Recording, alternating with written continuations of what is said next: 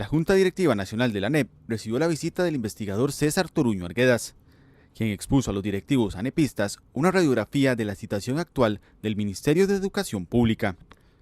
En la presentación se dio a conocer el estado económico, administrativo, funcional y pedagógico del MEP, donde se dejó ver la situación crítica en la que se encuentra la institución. La situación actual del Ministerio de Educación Pública es un apagón, como ha denunciado el Estado de la Educación, a nivel pedagógico, curricular, evaluativo. Estamos en un estado de ceguera porque no sabemos cuál es la situación real de lo que pasó en las aulas, no tenemos evaluación con la anulación o suspensión de FARO, pero además tenemos un Ministerio de Educación con una sobrecarga de los docentes, con situaciones laborales de los docentes que son insostenibles, como el tema de los interinazgos, salarios y demás, y además un Ministerio de Educación que está en quiebra técnica, es decir, el presupuesto del Ministerio de Educación Pública ha sido recortado en más de 600.000 millones de colones y no puede sostenerse este recorte sin que haya afectaciones en todo el sistema educativo.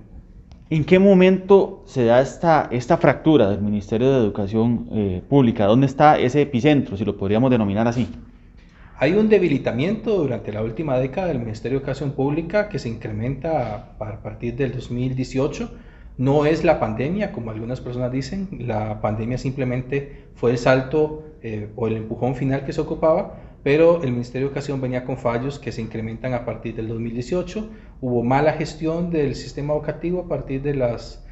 decisiones que se tomaron y además los recortes presupuestarios y la situación administrativa y pedagógica con una serie de iniciativas que no estuvieron bien planificadas a nivel curricular y didáctico provocaron esta crisis que estamos viviendo ahora. Además, Toruño mencionó la importancia de atacar estas problemáticas de forma urgente, ya que el rezago educativo y administrativo es bastante y tardaría varios años en recuperarse.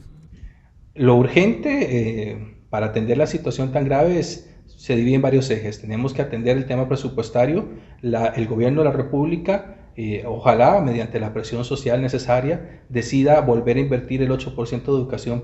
del PIB para educación. Tenemos que reinvertir ese dinero que se está dando para las inversiones en infraestructura, programas de equidad, equipos y para la estabilidad salarial de los docentes. Tenemos que cambiar el sistema de contratación docente para permitir el nombramiento en propiedades y volver a restaurar el sistema de nombramientos continuos, discutir lo de la prueba de idoneidad, que es un desafío país, y también tenemos que tener acciones desde las sociedades civiles y las organizaciones para presionar por cambios en los diseños curriculares de los programas, cambiar las metodologías de evaluación y metodologías didácticas, y también necesitamos un replanteamiento de las metas país, porque con el sistema educativo que estamos teniendo, la afectación son de generaciones de estudiantes. Tenemos que plantearnos una meta 2030 y 2040 de cómo podríamos solventar todos los daños que hay en este momento.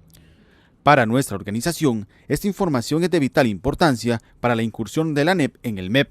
en aras de denunciar las realidades y estado de esta institución. La situación actual es de un desastre educativo. No solo el ministerio ya no tiene dinero para la infraestructura educativa, para la construcción, para la mejora, etcétera, sino que además estamos comenzando con saturación de aulas, más estudiantes por grupo, tenemos docentes con sobrecargas laborales, con salarios que no están satisfaciendo sus necesidades y con una inestabilidad laboral, pero a nivel de la vivencia del aula también tenemos problemas, por ejemplo, con los recursos didácticos, no tenemos materiales, libros de texto, tecnologías, tampoco tenemos los laboratorios necesarios ni la infraestructura, y es decir, tenemos en teoría en los programas de estudio una propuesta de mediación y de vivencia del aula de una forma y las realidades en los centros educativos está siendo otra.